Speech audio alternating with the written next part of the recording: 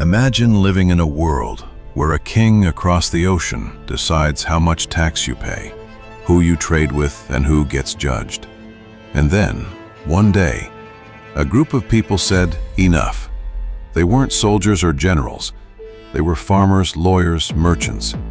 But something burned inside them stronger than fear. A feeling, we must be free. They gathered in secret, behind closed doors, under threat of being hanged for treason. But their idea was bold, to create a new nation. No king, no tyranny. Thomas Jefferson, quiet but razor sharp, began writing words that would change history. His pen moved across the page as if it knew. This was more than just a document.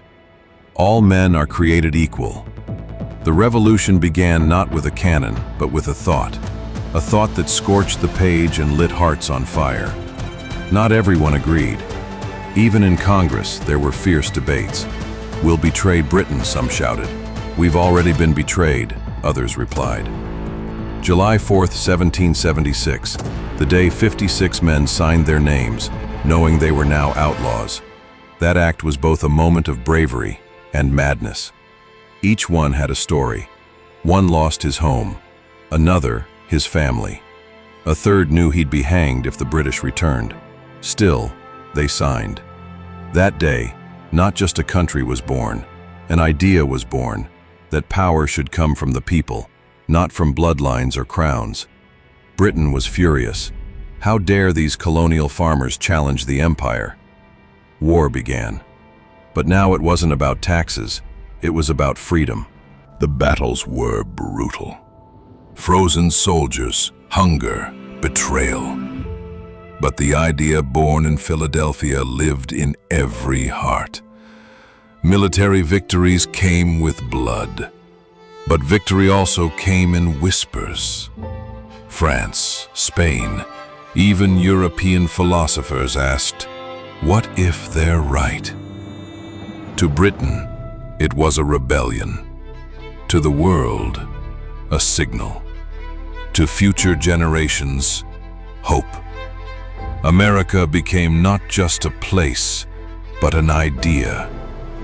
When the smoke cleared and the war ended, it was obvious. Their signatures changed the world. Their courage became the foundation of a nation. More than 2 centuries have passed, but every time someone says freedom, the voice of 1776 echoes in those words. A voice that cannot be forgotten. There were no guarantees. Americans lacked weapons, supplies, ships. But they had something Britain didn't. A desperate hunger to be free. Freedom became their weapon. Every battle was a step into the unknown. Sometimes defeat, sometimes victory. But the spirit of the signers reminded them, we're fighting not for land, but to be truly human. Interestingly, even George Washington, the commander, had doubts. Could they really beat such an empire? But he didn't believe in the army. He believed in the idea of freedom. In Europe, they laughed. These savages want a democracy? But each drop of blood turned that laughter into desperation. America stopped being a colony. It became a dream. While politicians argued and generals marched, families hid their children in basements. War reached every home. But even in fear, hope survived. In 1777, the U.S. flag was born. 3 colors, red, white, and blue, came to stand for courage, purity, and justice. It hadn't seen victory yet, but it already carried hope. France became an ally. Without its help, the war might have ended differently. But it was the first time old Europe admitted, these rebels might have a future. Interestingly, the declaration was translated into many languages and sent across the globe. America wanted its idea to echo far beyond the ocean. Some of the signatures were death sentences. The British hunted the authors, burned their homes, but not one took their words back. One signer, Richard Stockton, was captured, tortured, and released to die. His home was destroyed, but he never renounced the Declaration. That was the price of freedom. Many forget, the Declaration wasn't just politics. It was poetry of resistance. Words written with trembling hands, spoken with pride. After victory, America didn't become perfect. Slavery, inequality, and pain remained. But now the people had a tool, a foundation to begin change. One of the greatest paradoxes. The authors wrote of equality while owning slaves. History isn't black and white, it's complex, and in that complexity lies its truth. Over time, the words, "all men are created equal," became weapons for new movements. Women, slaves, immigrants, all stood behind those words like a shield. We love to think history is dates, but history is choice. And when they signed that paper in 1776, they made a choice for millions, including you. The signatures weren't just ink. They were promises written in blood. Some signed with shaking hands, others with pride, but all knew there was no turning back. The Declaration lists more than 25 accusations against the British king. It wasn't just outrage, it was a legal act of rebellion. One of the boldest claims, the king violated natural human rights. That idea became the core of American philosophy. Rights are not given, they are born with you. Some colonies refused to support the Declaration at first, especially in the South. They feared Britain's wrath, but in the end, fear gave way to the dream. History isn't heroic by itself. It becomes heroic through choices. And in 1776, the choice was made by people with more reasons to fear than to hope. John Adams wrote to his wife, "This day will be celebrated by generations with parades and fireworks." He meant July 2nd, but the holiday landed on July 4th, the day the text was approved. The phrase "life, liberty, and the pursuit of happiness" became iconic. People still debate its meaning. It's more than a slogan. It's a moral compass. While some fought for principles, others fought to survive. Native Americans, slaves, women, they had no voice in Congress, yet their future depended on these words. The Declaration was only a beginning. Ahead lay years of war, political failure, and conflict, but the spark of freedom was now unstoppable. Reading the Declaration today feels like it was written not with a pen, but with a voice of conscience. These words still demand answers and action. The original Declaration is now faded, almost unreadable. Time erased the ink, but not the meaning, because ideas are stronger than paper. Some of Jefferson's words were removed before publication, like his condemnation of slavery. Politics defeated conscience. But time brought those lines back to life. When you hear Declaration of Independence, it's not just history, it's a mirror. What would you sign for if it cost everything? Every fight for rights is an echo of 1776. Marches, speeches, even arguments online, all part of that single brave decision. This paper wasn't just a document, it was a spark that ignited democracy. And if we forget why it was lit, it might go out. We often think of freedom as a state of being, but the Founding Fathers knew freedom is a process, a constant decision to be a human, not a subject, even if it comes with pain. They could have run, they could have laid down their arms, but instead, they signed, because they knew their children shouldn't be born subjects of the crown. They fought not just for themselves, but for the future.